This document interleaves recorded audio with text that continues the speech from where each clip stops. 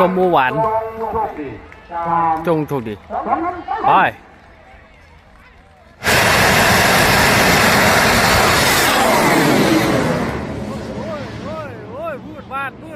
มืดวาดไปได้บ่สมหวาน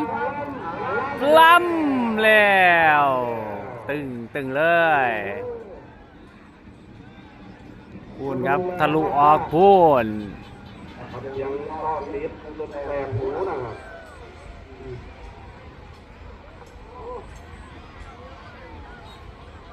ไหลไปล่างไป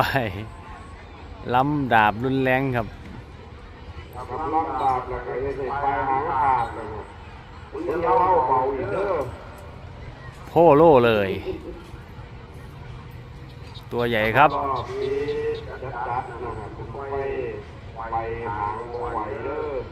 ผมว่ามันแห้งกับหางเดือดมากประมาณจะข้างนึงนะครับอีกคนนึงก็จัดนะครับ